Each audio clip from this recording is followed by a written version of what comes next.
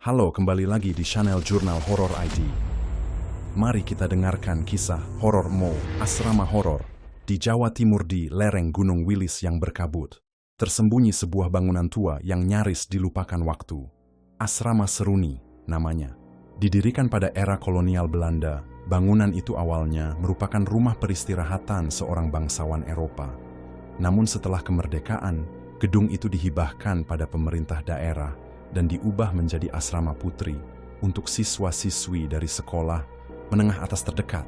Lokasinya jauh dari pusat kota, tersembunyi di balik hutan pinus dan jalanan berliku yang jarang dilalui kendaraan umum.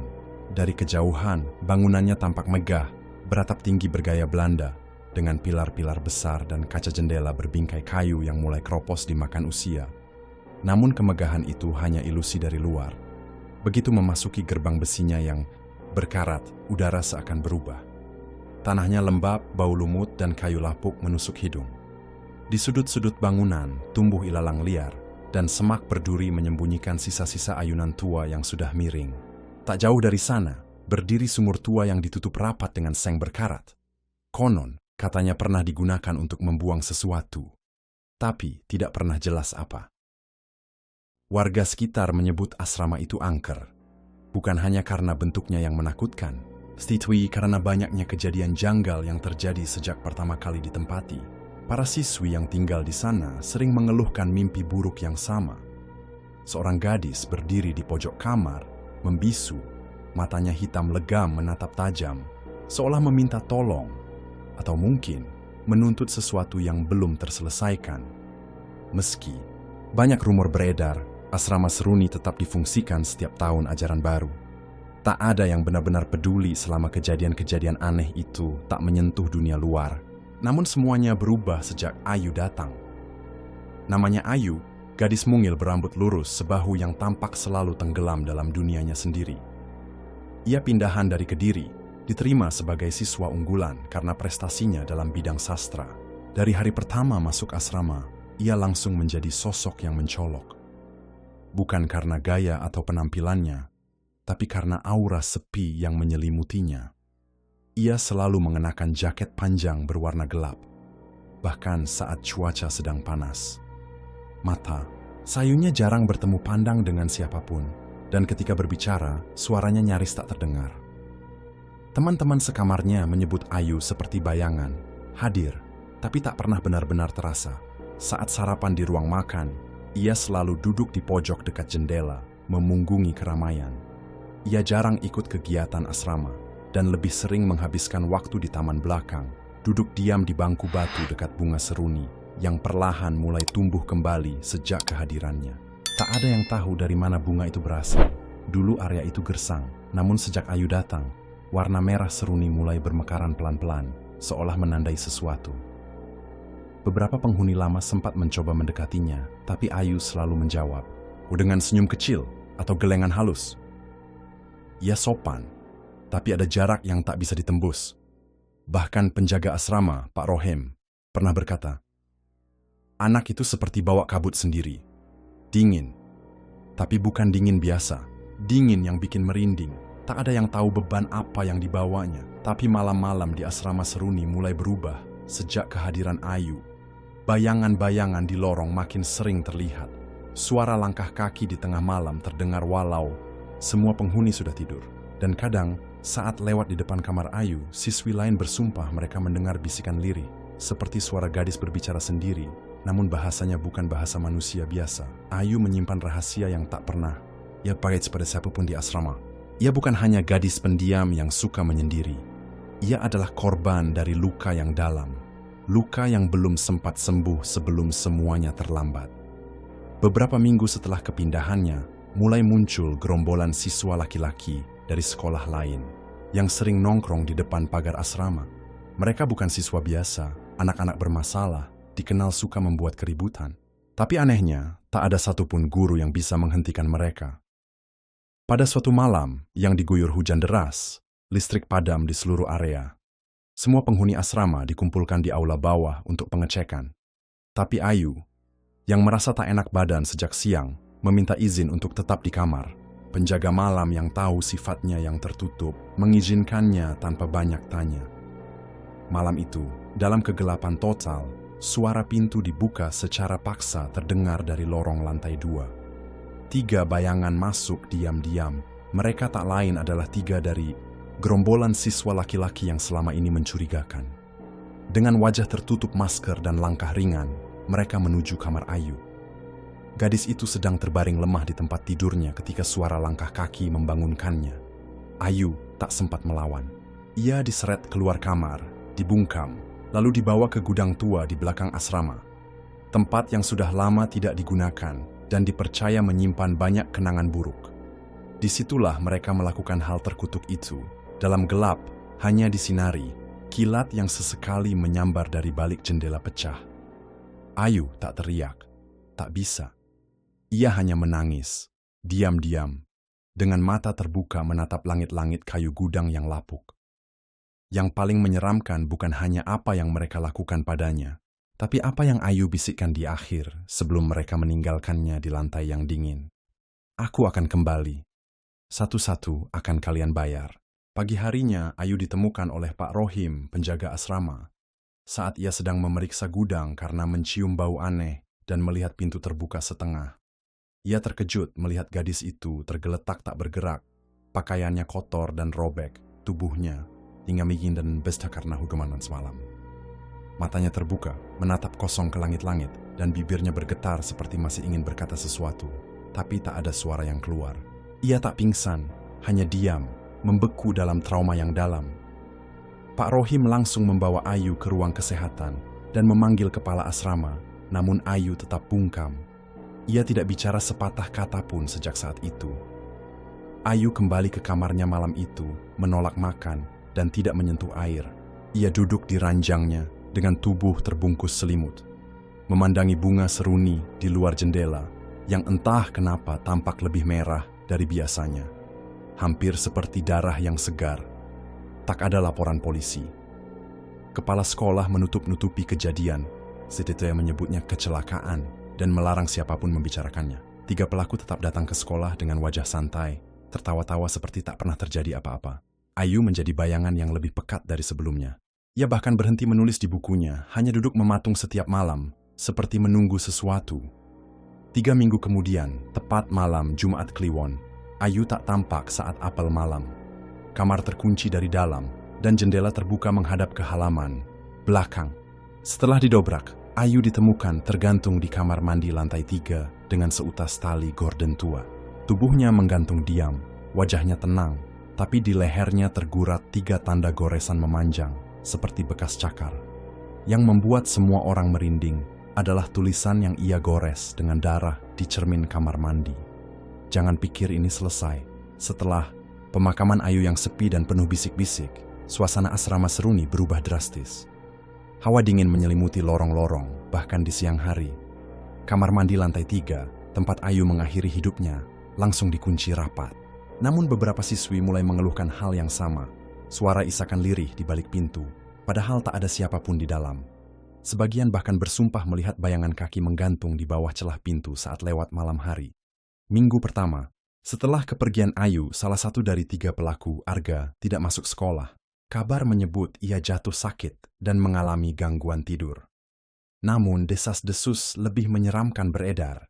Arga ditemukan oleh ibunya dalam keadaan tergantung di gudang rumahnya, tempat ia biasa menyimpan barang-barang lamanya. Yang aneh, posisinya mirip seperti Ayu, lehernya terlilit tali tambang, dan di sekeliling tubuhnya berserakan bunga seruni merah segar. Padahal di rumahnya tak pernah ada tanaman itu. Polisi menyimpulkan itu sebagai kasus bunuh diri karena tekanan mental. Tapi teman-teman dekatnya tahu, Arga tidak pernah menunjukkan tanda-tanda depresi. Ia bahkan baru saja memposting foto motor barunya sehari sebelum kematiannya. Namun, lebih menyeramkan lagi, dari tangannya yang tergenggam erat, polisi menemukan helai rambut panjang, hitam, basah, dan berbau anyir. Rambut yang bukan miliknya dan tak mungkin berasal dari rumahnya yang serba rapi. Kabar kematian Arga membuat 2 pelaku lainnya mulai gelisah. Mereka tak bisa tidur, sering mendengar suara ketukan di jendela kamar masing-masing padahal mereka tinggal di lantai 2 rumahnya. Heru, salah satunya, mulai mengigau setiap malam, menyebut-nyebut nama Ayu dan memohon ampun. sementara teman satunya mulai mengalami halusinasi. Melihat Ayu duduk di kursi kelas, menatapnya dengan mata kosong. Meski semua tahu gadis itu sudah mati, teror baru saja dimulai. Pelaku kedua bernama Fikri. Ia dikenal paling keras kepala di antara mereka bertiga, selalu merasa kebal dan menganggap cerita kematian Arga hanyalah kebetulan. Namun semuanya berubah seminggu setelah pemakaman Arga. Fikri mulai melihat hal-hal yang tak masuk akal di cermin kamarnya. Saat bercukur, ia melihat pantulan seorang gadis berdiri di belakangnya, mengenakan baju putih lusuh, rambutnya menutupi separuh wajah dan air mengalir dari ujung rambut ke lantai. Tapi saat ia menoleh, tak ada siapapun di sana. Cermin tetap memantulkan bayangan dirinya, sendirian. Kejadian itu berulang. Ia mulai takut melihat cermin, bahkan menutupi semua permukaan, kaca di kamarnya dengan koran bekas. Tapi gangguan tidak berhenti. Suatu malam, ia mengunci kamar rapat-rapat dan menyumbat telinga dengan earphone, berharap bisa tidur. Namun, tepat pukul 02.33 dini hari, ia terbangun karena merasakan dingin yang luar biasa, seperti tidur di dalam es. Saat membuka mata, ia mendapati kabut tipis memenuhi kamarnya. Dan di sudut ruangan, sosok Ayu berdiri menghadap tembok. Tubuhnya gemetar seperti menggigil. Fikri menjerit, namun suaranya tercekat. Ia merangkak mundur ke sudut ranjang, namun tubuhnya terasa berat, seperti ditahan oleh sesuatu. Ayu perlahan membalikkan badan, wajahnya pucat, bibirnya biru, dan matanya hitam legam, kosong, penuh kebencian. Ia mengangkat tangan dan menunjuk lurus ke wajah Fikri. Suaranya terdengar langsung dalam kepala Fikri, tanpa ia membuka mulut. Giliranmu. Keesokan harinya, Fikri ditemukan oleh ibunya dalam keadaan duduk di lantai kamar, mencakar wajahnya sendiri hingga berdarah. Cermin kamarnya hancur, dan di dinding tertulis dengan paku, "Bayar darah dengan darah." Ia tidak bisa bicara lagi sejak saat itu. Diagnosis dokter, trauma psikotik berat. Namun para tetangganya percaya jiwanya telah ditarik oleh sesuatu yang tak terlihat, oleh kutukan dari seorang gadis yang seharusnya tidak mati dengan cara sekejam itu. Satu nama tersisa. Heru adalah satu-satunya dari ketiganya yang masih bisa berjalan bebas. Namun hidupnya berubah menjadi neraka sejak dua temannya diambil oleh Ayu. Rasa takut menggerogoti pikirannya siang dan malam. Ia berhenti sekolah, tak keluar kamar, bahkan memutus semua komunikasi dengan dunia luar. Orang tuanya bingung dengan perubahan drastis itu, membawa Heru ke ustaz dan paranormal, berharap gangguan itu bisa dihentikan. Tapi tak ada yang berhasil. Semua doa dan air suci yang diberikan hanya membuat Heru semakin histeris. Setiap malam, ia mulai bermimpi didatangi oleh Ayu, bukan hanya sekali, tapi setiap malam. Dalam mimpi itu, ia selalu berada di koridor asrama yang gelap, dengan dinding penuh coretan merah dan suara tangis di kejauhan. Ayu berdiri di ujung lorong, tak bergerak, tak berkata apa-apa. Tapi saat Heru mencoba berbalik atau lari, tubuhnya terkunci, dan Ayu akan berjalan perlahan ke arahnya, lebih dekat setiap malam, hingga akhirnya ia bisa mencium bau anyir tubuh yang membusuk itu. Ketakutan membuat Heru mengambil keputusan nekat, melarikan diri keluar kota, meninggalkan rumah. Buat senempat pamit, ia menuju ke kota lain, tinggal di rumah kos temannya yang tidak tahu apapun soal masa lalunya. Tapi pelarian itu tak bertahan lama. Malam pertama di tempat baru, ia mendengar ketukan di jendela 3 kali, pelan tapi jelas. Heru mencoba mengabaikannya, berpikir itu hanya suara angin. Namun suara itu datang lagi, dan lagi. Hingga akhirnya, ia menoleh dan melihat di luar jendela lantai 2. Ayu berdiri di dahan pohon, menatapnya dari balik kaca, dengan senyum mengerikan yang tak pernah ia lihat sebelumnya. Heru menjerit dan jatuh pingsan. Besok paginya, ia ditemukan tewas dalam posisi tergantung di kamar mandi kos. Lidahnya terjulur, matanya membelalak, dan di dinding kamar tertulis dengan darah. Tidak ada tempat aman dari kebenaran. Polisi mencatat kasus itu sebagai bunuh diri, tapi kabar yang beredar membuat heboh satu kota. Tidak hanya karena kematian, itu mirip dengan 2 pelaku lainnya, tapi karena seorang saksi mengaku melihat sesosok perempuan dengan gaun putih berdiri di atap rumah kos malam sebelumnya, lalu menghilang dalam kabut. Setelah kematian Heru, suasana asrama Seruni tak pernah benar-benar kembali seperti semula. Para siswi yang dulu acuh mulai merasakan kejanggalan yang nyata. Lampu-lampu sering berkedip di malam hari, meskipun instalasi listrik sudah diperiksa berulang kali. Suara langkah kaki terdengar di lorong saat semua orang sudah di kamar, dan beberapa gadis mulai mengalami sleep paralysis. Terbangun namun tak bisa bergerak, dan melihat sosok gadis bergaun putih duduk di dada mereka, menatap tanpa ekspresi. Yang paling membuat gempar adalah kejadian di kamar 203, kamar yang dulunya dihuni Ayu. Kamar itu dikosongkan dan dikunci sejak insiden gantung diri. Namun suatu malam, penjaga asrama yang sedang ronda melihat lampu kamar itu menyala sendiri. Ketika diperiksa, ia menemukan jendela terbuka lebar dan aroma bunga seruni menyengat memenuhi ruangan, seolah ratusan bunga bermekaran di dalamnya. Tapi tak ada satupun bunga di sana. Hanya udara dingin menusuk dan suara samar seorang gadis bersenandung lagu daerah kuno, lagu yang hanya Ayu yang pernah menyanyikannya. Ketakutan mulai menjalar di antara para penghuni asrama. Beberapa orang tua menjemput anak mereka pulang lebih awal, meski ujian belum selesai. Kepala sekolah menolak memberi keterangan, tetap bersikukuh bahwa itu semua hanya sugesti massal. Namun, seorang guru sejarah, Bu Ratih, yang diam-diam menyelidiki, menemukan sesuatu yang mengejutkan. Ternyata lokasi asrama Seruni dulunya adalah tempat eksekusi pada masa penjajahan. Banyak perempuan muda yang disiksa dan dibuang di tanah itu. Bu Ratih mencoba menggali lebih dalam sejarah bangunan itu, termasuk ke masa ketika asrama pertama kali didirikan. Ia menemukan arsip kuno yang mencatat beberapa kematian misterius di tahun-tahun awal penggunaan bangunan. Semuanya melibatkan siswi perempuan, dan semuanya memiliki satu kesamaan. Terjadi pada malam Jumat Kliwon, dan selalu ada bunga seruni, merah yang tumbuh tiba-tiba di sekitar lokasi kejadian. Ayu, rupanya, bukan satu-satunya arwah yang terperangkap di asrama itu. Yesan hanya yang paling kuat, yang paling tersakiti, dan sekarang ia menjadi perantara antara dunia para korban yang terabaikan dan dunia para pelaku yang belum sempat membayar.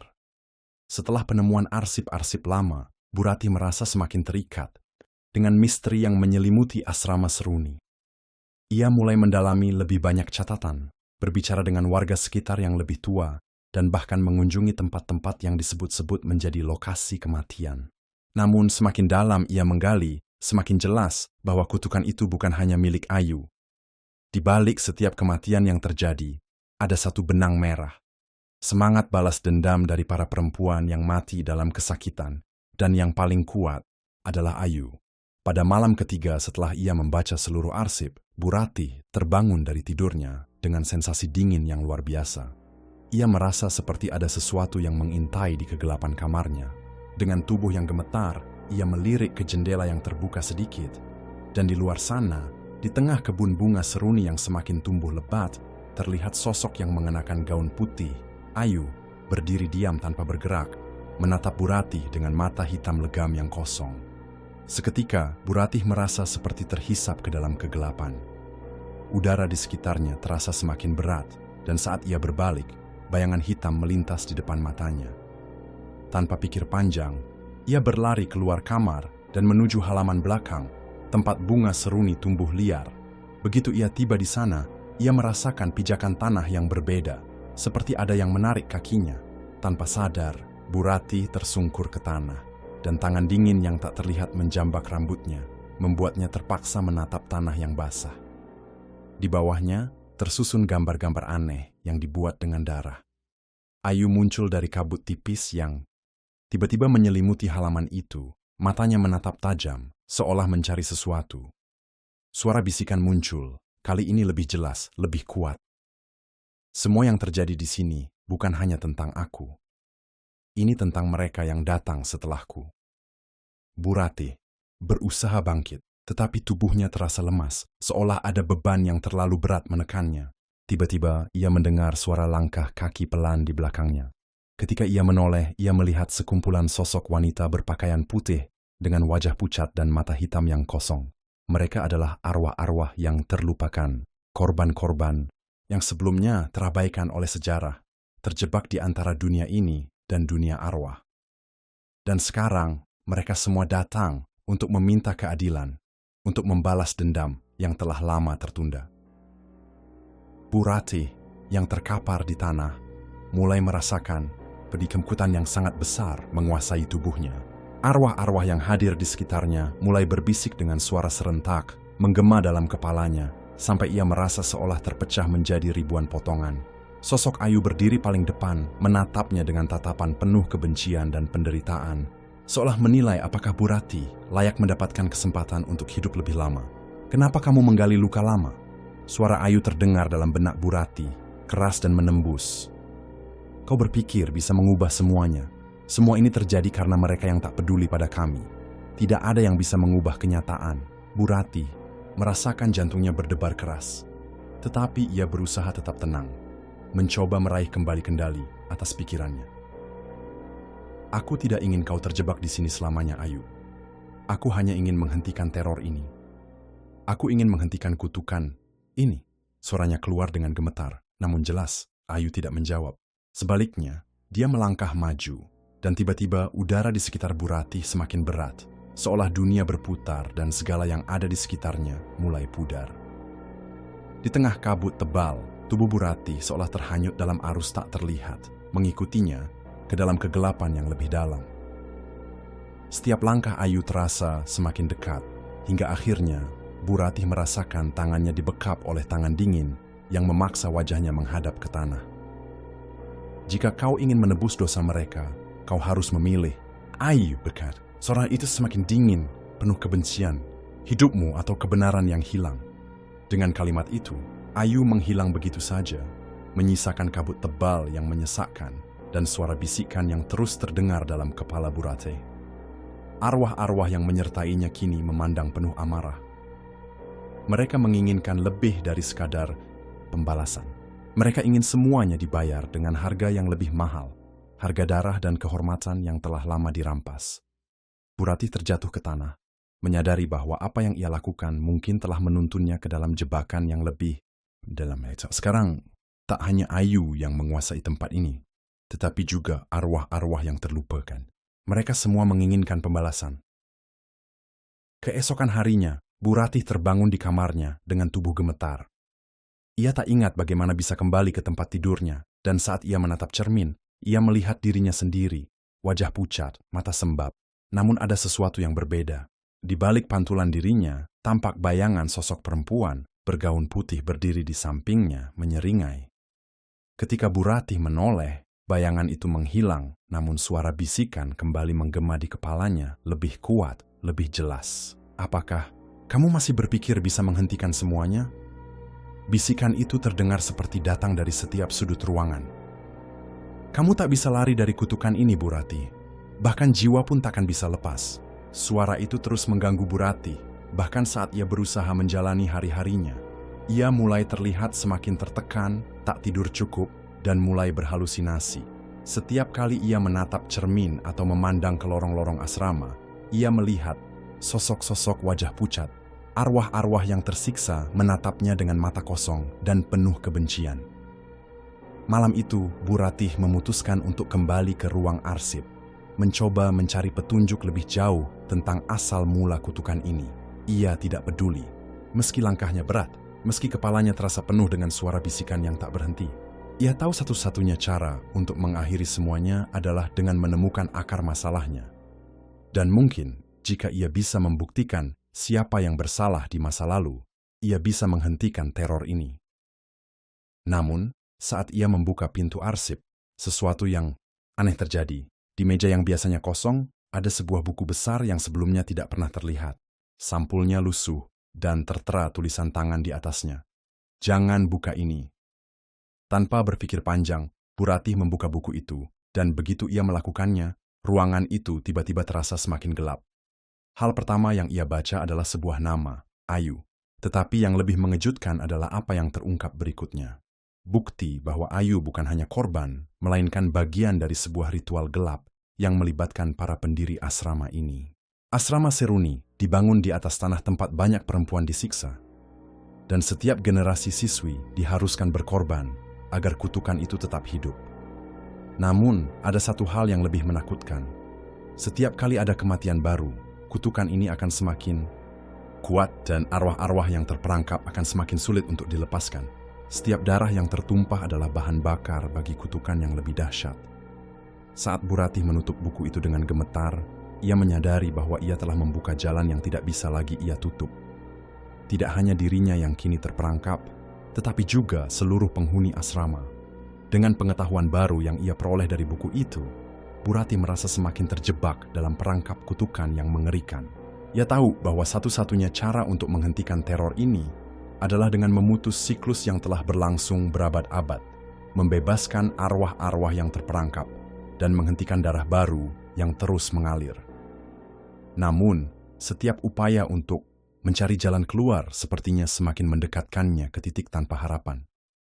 Pada malam berikutnya, Bu Ratih mengunjungi makam lama yang terletak di belakang asrama, tempat yang tidak pernah dijamah oleh penghuni asrama karena keangkerannya. Di bawah cahaya rembulan yang pucat, ia menggali tanah yang sudah lama terlupakan, berharap menemukan sesuatu yang bisa memberi petunjuk lebih lanjut. Namun, saat ia menggali lebih dalam, ia merasakan tanah itu bergerak, seolah ada sesuatu yang sedang menyambutnya. Tiba-tiba, dari dalam kuburan itu, muncul sebuah peti kayu usang yang tertutup rapat. Ketika Bu Ratih membuka peti itu, ia melihat sebuah boneka kecil yang terlihat sangat kuno, dengan pakaian yang sudah usang dan mata hitam yang menakutkan. Boneka itu tampak seperti simbol dari sesuatu yang lebih besar, sesuatu yang berhubungan dengan ritual yang telah dilakukan di asrama ini. Namun, saat ia memegang boneka itu, sebuah suara terdengar di belakangnya.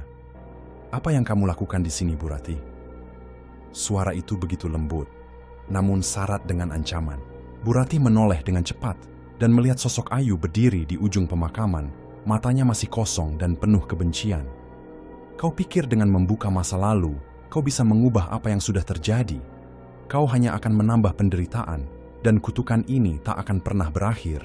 Ayu melangkah maju, dan dengan setiap langkahnya, tanah di sekitar Bu Ratih mulai menggigil, seolah ada kekuatan yang sangat kuat sedang menekan. "Kamu tidak bisa menghentikan ini," Ayu melanjutkan. Suaranya seperti angin yang berbisik, "karena kamu adalah bagian dari cerita ini. Setiap jiwa yang terperangkap di sini sudah terlalu jauh untuk dibebaskan." Bu Ratih merasa jantungnya hampir berhenti berdetak. Namun, sebelum Ayu dapat melangkah lebih dekat, tiba-tiba boneka yang ia pegang meledak dengan cahaya terang, dan suara gemuruh memenuhi udara. Tanah di sekitarnya bergetar hebat, dan tubuh Bu Ratih terlempar ke belakang. Dalam kekacauan itu, ia mendengar suara-suara aneh, terdengar seperti jeritan dan tangisan dari banyak jiwa yang terlupakan. "Aku akan mengakhiri ini," kata Bu Ratih dengan suara serak, berusaha berdiri kembali.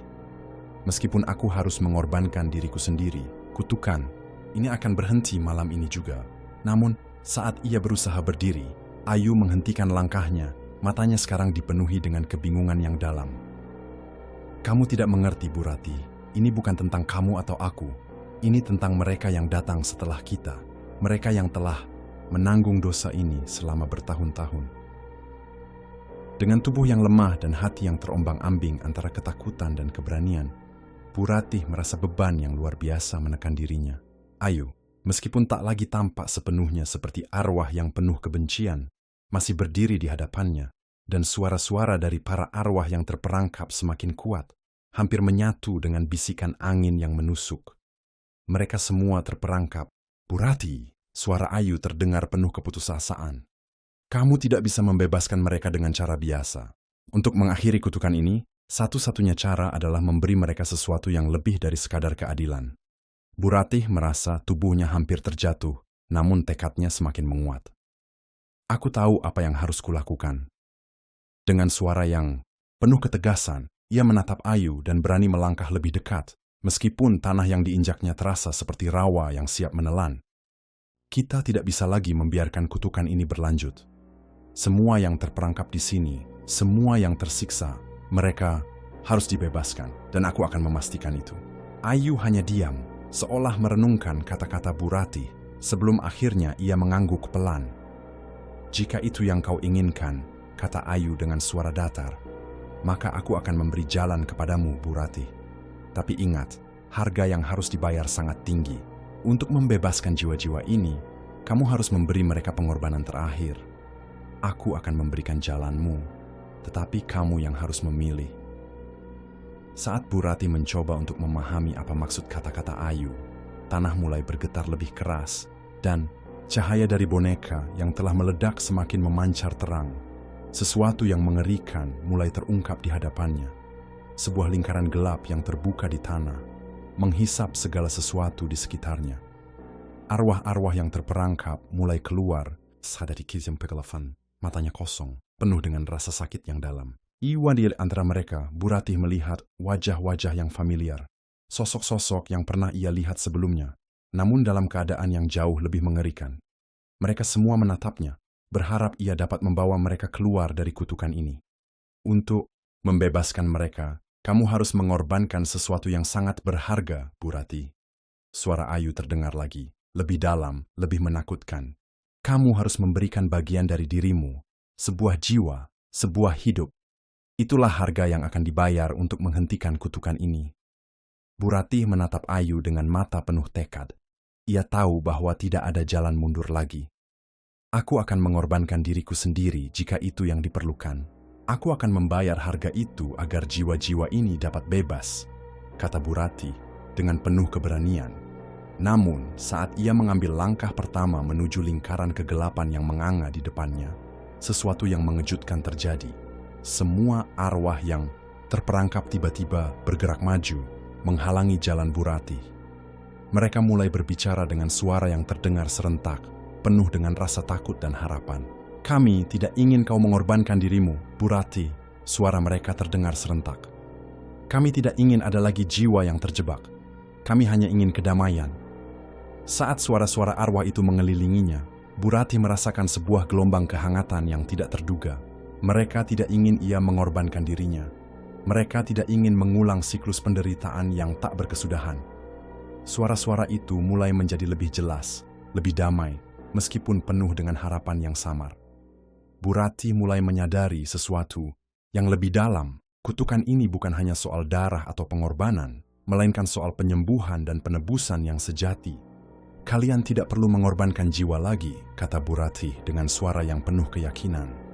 Yang kalian butuhkan adalah pengampunan dari diri kalian sendiri dan dari mereka yang telah melupakan kalian. Ketika kata-kata itu keluar, tanah di sekitar lingkaran gelap itu mulai bergoyang pelan, seolah-olah kekuatan yang ada di sana mendengarkan, dan perlahan kegelapan itu mulai mereda.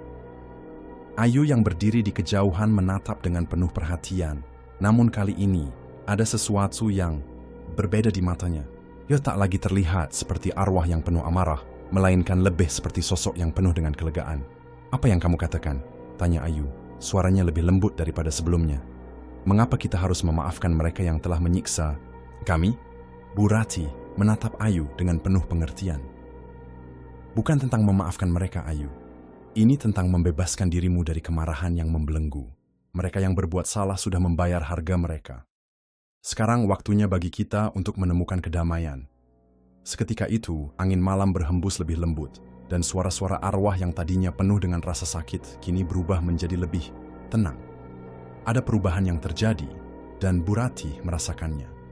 Semua arwah yang terperangkap mulai bergerak, seperti dibebaskan dari ikatan yang telah mengikat mereka begitu lama. Mereka terangkat, satu persatu, menuju langit, menghilang dalam cahaya yang semakin terang. Ayu, yang sekarang berdiri hanya beberapa langkah dari Buratih, menundukkan kepalanya dengan perlahan. Kamu benar, katanya dengan suara yang hampir tak terdengar. Aku tidak ingin lagi terjebak dalam balas dendam. Aku hanya ingin bebas. Dengan kata-kata itu, Ayu menghilang, bergabung dengan arwah-arwah lain yang telah dibebaskan. Kegelapan yang selama ini menyelimuti asrama Seruni mulai menghilang. Tanah yang tadinya keras dan dingin sekarang terasa hangat, dan bunga seruni yang tumbuh liar di sekitar asrama mekar dengan indahnya, seolah merayakan kebebasan yang baru ditemukan. Buratih berdiri di tengah-tengah halaman, terengah-engah, namun dengan perasaan yang tak pernah ia rasakan sebelumnya, perasaan lega, kebebasan, dan kedamaian. Ia tahu bahwa meskipun kutukan ini sudah berakhir, ia tetap akan membawa pelajaran dari kejadian ini, bahwa terkadang untuk benar-benar bebas, kita harus melepaskan amarah dan belajar untuk memaafkan, termasuk memaafkan diri sendiri. Setelah malam yang mengubah segalanya, Pagi di asrama Seruni datang dengan cara yang berbeda. Udara pagi terasa lebih segar, lebih ringan. Bunga seruni yang semula tampak mati dan terlupakan kini mulai bermekaran dengan warna-warna cerah, seolah merayakan kebebasan yang baru ditemukan. Warga asrama yang sebelumnya sering terperangkap dalam rasa takut dan kecemasan, kini merasa seolah sebuah beban telah terangkat dari hati mereka. Mereka tidak tahu apa yang sebenarnya terjadi pada malam itu, namun ada perubahan yang tak bisa diabaikan. Bu Ratih, meskipun lelah, merasa kedamaian yang belum pernah ia rasakan sebelumnya. Langkahnya yang berat kini lebih ringan, dan meskipun ia tahu ia takkan pernah bisa sepenuhnya melupakan semua yang telah terjadi, ia juga menyadari bahwa ia telah mengubah takdir, baik untuk dirinya sendiri maupun untuk orang-orang yang tinggal di asrama itu. Hari-hari setelah kejadian itu berjalan lebih tenang. Bu Ratih tetap mengunjungi arsip dan melakukan perbaikan di asrama, memastikan agar kejadian mengerikan itu tidak terulang. Setiap kali ia melihat bunga seruni yang kini tumbuh dengan indahnya, ia teringat pada arwah-arwah yang akhirnya mendapatkan kedamaian, termasuk Ayu, gadis muda yang dulu penuh dengan amarah dan penderitaan, kini bebas dari ikatan yang telah mengurungnya. Namun meskipun kedamaian ini datang, Bu Ratih tahu bahwa sejarah asrama Seruni tetap mengingatkan kita akan bahaya kutukan yang tersembunyi di masa lalu. Ia menulis laporan yang mendetail tentang kejadian tersebut dan menyarankan agar asrama tersebut dikelola dengan hati-hati, agar tidak ada lagi yang terjebak dalam siklus penderitaan yang sama. Ya, tidak hanya itu, ia juga meminta agar orang-orang yang bertanggung jawab di masa lalu dapat dimintai pertanggungjawaban atas perbuatan mereka, meskipun itu sudah terlambat. Suatu pagi, saat Bu Ratih sedang memeriksa ruangan yang dulu penuh dengan arwah yang terperangkap, ia mendapati sesuatu yang tak terduga. Sebuah surat kecil yang terselip di antara buku-buku lama. Surat itu tidak bertanggal, namun isinya berbicara tentang sebuah permohonan maaf yang tulus. Surat itu ditulis oleh seseorang yang mengaku sebagai pendiri pertama asrama Seruni. "Aku menyesal," begitu kata-kata dalam surat itu.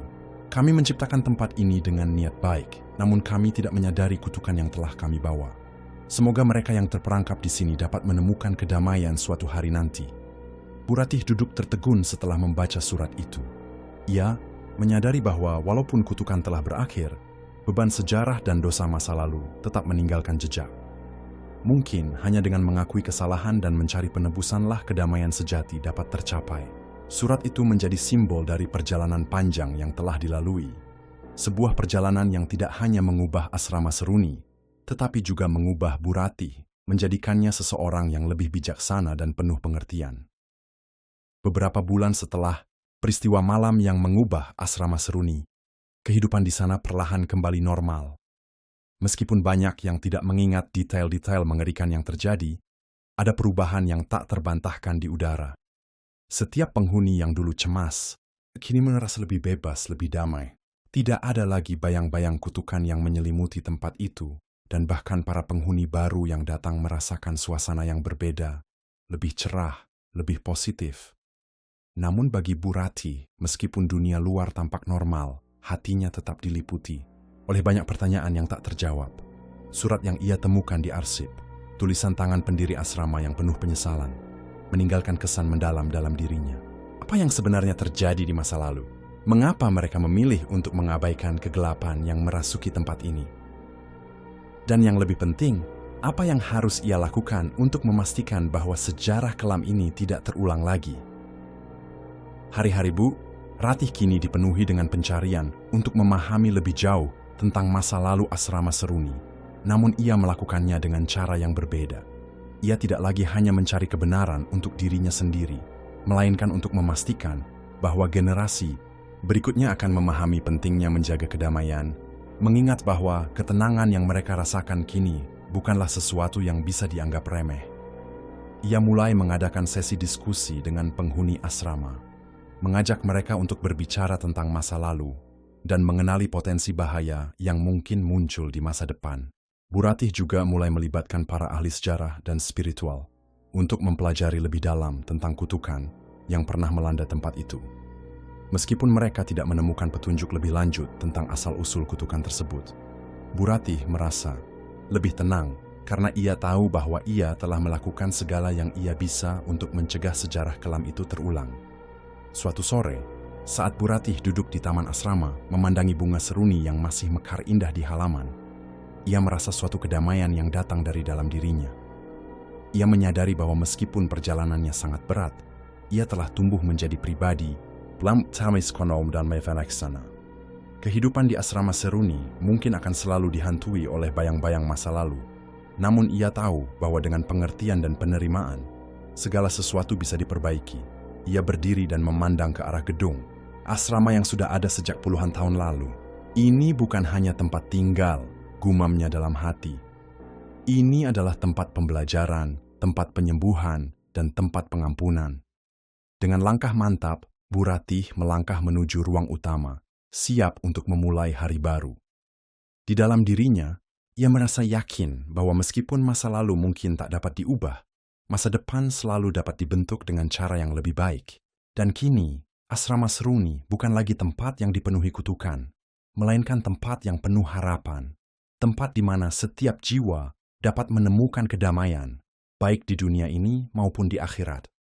Dengan berlalunya waktu, asrama seruni benar-benar berubah menjadi tempat yang penuh dengan kedamaian dan kebijaksanaan. Setiap penghuni yang datang, baik yang lama maupun yang baru, merasakan aura yang berbeda dari asrama yang dulu. Tak lagi ada cerita tentang kutukan atau roh-roh yang menakutkan. Kini, mereka hanya mendengar kisah tentang bagaimana asrama itu kembali menemukan kedamaian setelah berabad-abad kesedihan dan penderitaan. Bu Ratih telah mengubah tempat itu, bukan hanya dengan memperbaiki bangunannya, tetapi dengan memperbaiki cara orang-orang di dalamnya melihat dunia. Ia mendirikan sebuah program pendidikan yang mengajarkan tentang pentingnya pengampunan, kesadaran akan masa lalu, dan bagaimana hidup dalam kedamaian meskipun dengan bayang-bayang sejarah yang masih ada. Setiap penghuni, baik yang tinggal sementara maupun yang menetap lama, dipandu untuk merenung tentang kehidupan mereka dan belajar bagaimana melepaskan beban emosi yang mungkin telah mengikat mereka selama ini. Bu Ratih juga bekerja sama dengan para ahli spiritual dan psikolog untuk memastikan bahwa tidak hanya fisik yang diperbaiki, tetapi juga hati dan jiwa. Mereka membentuk kelompok diskusi di mana setiap orang bisa berbicara tentang perasaan mereka, mengenali trauma mereka, dan belajar untuk memaafkan, baik diri sendiri maupun orang lain. Melalui ini, Bu Ratih berharap agar tidak ada lagi jiwa yang terperangkap dalam kebencian dan kesedihan seperti yang pernah terjadi sebelumnya. Salah satu perubahan yang paling mencolok adalah kebiasaan baru yang mulai berkembang di asrama seruni.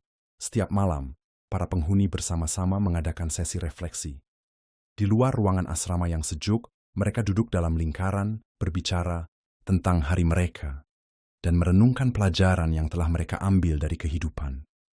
Suasana ini sangat berbeda dengan dulu, di mana ketakutan selalu mengintai dan kesunyian malam terasa penuh dengan ancaman. Kini, malam-malam di asrama seruni dipenuhi dengan suara tawa dan percakapan yang hangat. Di tengah-tengah semua perubahan ini, Bu Ratih merasa lebih kuat dari sebelumnya. Ia tidak hanya berhasil mengubah asrama, tetapi juga dirinya sendiri. Dari seorang wanita yang dulu dihantui rasa takut dan trauma, ia kini menjadi sosok yang dihormati oleh banyak orang.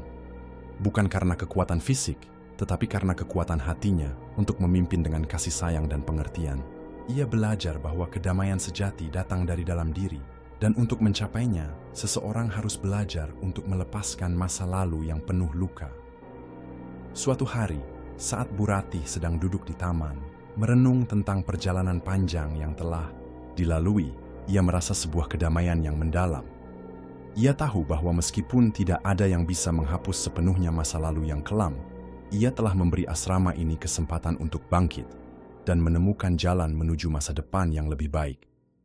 Tempat ini sekarang adalah rumah, pikirnya dengan senyum kecil. Bukan hanya rumah bagi tubuh, tetapi rumah bagi jiwa yang membutuhkan kedamaian. Dengan langkah mantap, Bu Ratih berjalan menuju ruang utama asrama. Di sana, ia melihat para penghuni muda sedang tertawa dan berbicara dengan penuh semangat.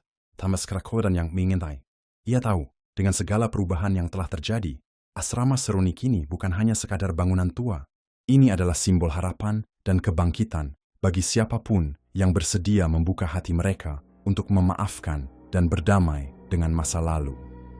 Seiring berjalannya waktu, transformasi yang terjadi di asrama Seruni semakin terasa dalam kehidupan sehari-hari para penghuninya. Mereka yang sebelumnya terjebak dalam ketakutan dan kegelapan, kini menjalani kehidupan yang lebih penuh arti. Kehidupan sosial yang lebih terbuka mulai berkembang. Para penghuni saling berbagi kisah dan pengalaman, mendukung satu sama lain untuk melangkah maju. Tidak ada lagi yang merasa terisolasi atau kesepian. Setiap orang di asrama merasa seolah-olah mereka adalah bagian dari keluarga besar yang saling peduli dan menguatkan. Bu Rati seringkali berdiri di halaman asrama, memandang pemandangan yang kini terasa begitu damai. Ia melihat para penghuni muda bermain di taman, tertawa bersama, sementara yang lebih tua duduk di bangku-bangku kayu, berbicara tentang kenangan masa lalu. Setiap kali ia melihat ke arah mereka, ia merasa sebuah kedamaian dalam hatinya. Ini adalah hasil dari semua perjuangan dan pengorbanan yang telah dilalui. Bukan hanya oleh dirinya, tetapi oleh semua orang yang telah ikut serta dalam perjalanan ini. Namun, meskipun kedamaian ini sudah tercipta, Bu Ratih tetap tidak melupakan tugas utamanya untuk memastikan bahwa asrama Seruni tetap menjadi tempat yang aman dan penuh kedamaian. Ia menyadari bahwa meskipun kutukan itu telah berakhir, ia harus selalu waspada agar tempat ini tetap menjadi rumah bagi mereka yang membutuhkan tempat untuk sembuh. Bukan tempat yang menyimpan rahasia kelam di masa lalu. Ia memutuskan untuk memulai sebuah tradisi baru di asrama. Setiap tahun, para penghuni akan melakukan perjalanan ke tempat-tempat yang penuh makna bagi mereka, baik itu tempat yang membawa kenangan indah atau yang pernah menjadi saksi pertempuran dalam hidup mereka. Dengan cara ini, Bu Rati berharap mereka dapat menanamkan rasa penghargaan terhadap perjalanan hidup mereka, sembari terus melangkah maju dan menjaga kedamaian yang telah mereka capai. Pada suatu malam, saat seluruh penghuni sedang berkumpul, di ruang makan utama, Bu Rati berdiri di depan mereka dan berbicara dengan penuh emosi. "Kita telah melalui banyak hal bersama," ujarnya dengan suara yang penuh haru. "Dan meskipun kita tidak dapat mengubah masa lalu, kita memiliki kendali penuh atas bagaimana kita menjalani masa depan. Jangan biarkan bayang-bayang masa lalu menghalangi cahaya yang ada di depan kita." Kata-kata Bu Rati disambut dengan tepuk tangan dan sorakan penuh semangat. Mereka tahu bahwa kehidupan di asrama Seruni telah berubah untuk selamanya. Tempat ini kini bukan lagi hanya sebuah bangunan tua yang penuh dengan kenangan kelam, tetapi menjadi simbol kekuatan, pemulihan, dan harapan. Bu Rati tidak hanya mengubah asrama, tetapi juga mengubah hidup mereka semua. Dengan kepemimpinan dan kebijaksanaannya, ia menunjukkan bahwa bahkan di tengah kegelapan, selalu ada cahaya yang bisa ditemukan, dan itu adalah cahaya pengampunan, penerimaan, dan kebersamaan. Tahun-tahun berlalu, dan asrama Seruni semakin berkembang menjadi tempat yang penuh dengan kedamaian dan kasih sayang. Penghuni yang datang ke asrama kini merasa lebih kuat dan lebih siap menghadapi tantangan hidup.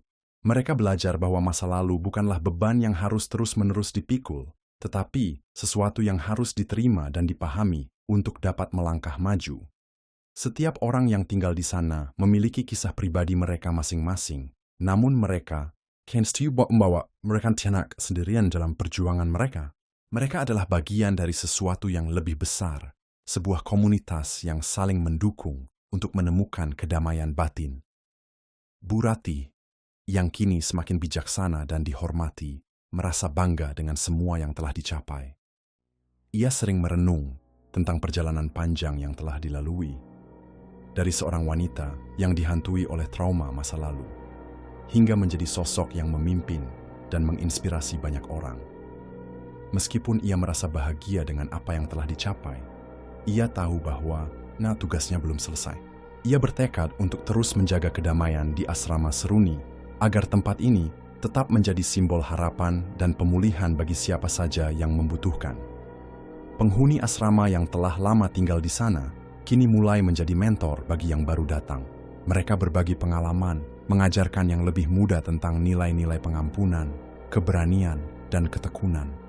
Sebuah tradisi baru pun lahir, yaitu setiap penghuni yang lulus atau berhasil melewati masa sulit mereka akan diberi kesempatan untuk berbagi kisah mereka dengan penghuni lainnya. Melalui kisah-kisah ini, para penghuni belajar untuk menghargai perjalanan hidup masing-masing dan menyadari bahwa mereka semua adalah bagian dari suatu keluarga besar yang saling mendukung dan menguatkan. Suatu hari, ketika Bu Ratih berjalan, menyusuri taman asrama yang kini semakin indah dengan bunga seruni yang terus mekar sepanjang tahun, ia melihat seorang penghuni muda yang sedang duduk sendirian di bawah pohon besar. Tanpa berpikir panjang, Bu Ratih mendekati pemuda itu dan duduk di sampingnya. "Apa yang sedang kamu pikirkan?" tanya Bu Ratih dengan lembut sambil memandang ke arah pemuda itu. Pemuda itu mengangkat wajahnya dan tersenyum, meskipun ada keraguan di matanya. "Saya hanya berpikir tentang perjalanan saya di sini. Dulu, saya merasa begitu tersesat, tapi sekarang saya merasa seperti ada tujuan dalam hidup saya." Bu Ratih tersenyum dengan penuh pengertian. Kadang-kadang, kita harus melewati perjalanan yang panjang dan sulit untuk menemukan tujuan kita. Tapi ingatlah selalu bahwa kita tidak pernah benar-benar sendirian. Kita selalu memiliki keluarga ini. Pemuda itu mengangguk dengan penuh rasa terima kasih.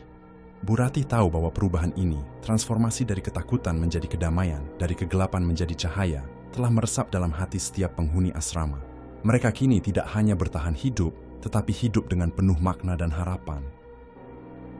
Dengan senyum di wajahnya, Bu Ratih berdiri dan melangkah maju. "Ingat," katanya dengan lembut, "kedamaian dimulai dari dalam diri kita. Jangan pernah lupa untuk saling mendukung dan menjaga satu sama lain." Ia melanjutkan perjalanannya, meninggalkan pemuda itu yang kini duduk dengan lebih tenang, merenung tentang kata-kata Bu Ratih. Asrama Seruni kini adalah tempat di mana setiap jiwa yang datang, baik yang terluka maupun yang kehilangan arah, dapat menemukan jalan menuju kedamaian dan kebahagiaan. Sebuah tempat yang dulunya penuh dengan rasa takut dan penderitaan, kini menjadi simbol kebangkitan dan harapan bagi semua yang berani mencari perubahan. Pada suatu pagi yang cerah, Bu Ratih berdiri di balkon asrama, memandang hamparan taman yang telah menjadi lambang dari kebangkitan asrama Seruni. Di kejauhan, matahari perlahan terbit, menyinari bunga-bunga seruni yang tumbuh subur di halaman, menciptakan pemandangan yang damai dan menenangkan. Ia merasa bahwa inilah saat yang tepat untuk merenung, untuk melihat kembali perjalanan panjang yang telah dilalui oleh dirinya dan semua penghuni asrama Seruni, yang dulunya dikenal karena kutukan dan kegelapan yang menyelimuti, kini telah menjadi tempat yang penuh dengan cahaya dan harapan. Tidak ada lagi teror yang menghantui, tidak ada lagi bayang-bayang masa lalu yang menekan. Setiap orang yang datang ke asrama kini tidak hanya mencari perlindungan fisik, tetapi juga tempat untuk menyembuhkan luka batin mereka, untuk menemukan kedamaian yang selama ini mereka cari. Bu Ratih tahu bahwa semuanya tidak akan terjadi tanpa tanpa pengorbanan yang luar biasa. Namun semua itu kini terasa sepadan. Di dalam hatinya, Bu Ratih merasa bangga dengan perubahan yang telah terjadi. Ia tidak hanya mengubah tempat ini, tetapi juga mengubah dirinya. Ia telah menjadi saksi dari bagaimana kegelapan bisa berubah menjadi cahaya, bagaimana luka bisa sembuh, dan bagaimana setiap jiwa yang terluka dapat menemukan jalan menuju kedamaian. Bu Ratih menyadari bahwa meskipun perjalanan ini penuh dengan tantangan, ia telah menemukan makna hidup yang lebih dalam. Sebuah makna yang hanya bisa ditemukan melalui pengampunan, pengertian, dan kasih sayang terhadap sesama. Namun, meskipun semuanya sudah terasa sempurna, Bu Ratih tahu bahwa kedamaian itu harus dijaga. Asrama Seruni kini bukan hanya sebuah tempat tinggal, tetapi juga sebuah simbol bagi mereka yang telah belajar untuk mengatasi masa lalu mereka, untuk tidak membiarkan kesedihan dan ketakutan menguasai hidup mereka. Ia berharap bahwa para penghuni yang telah sembuh dan tumbuh di asrama ini akan meneruskan warisan kedamaian ini ke generasi berikutnya, agar tempat ini tetap menjadi tempat yang penuh harapan bagi siapa saja yang membutuhkan. Tempat ini akan selalu menjadi rumah bagi mereka yang mencari kedamaian, pikir Bu Ratih sambil menghirup udara segar pagi itu. Dan selama aku di sini, aku akan memastikan bahwa kedamaian ini tidak akan hilang. Ini adalah janji yang aku buat, bukan hanya untuk diri sendiri, tetapi untuk semua orang yang telah melalui perjalanan panjang ini. Dengan keyakinan yang mendalam, Bu Ratih melangkah menuju ruang utama asrama.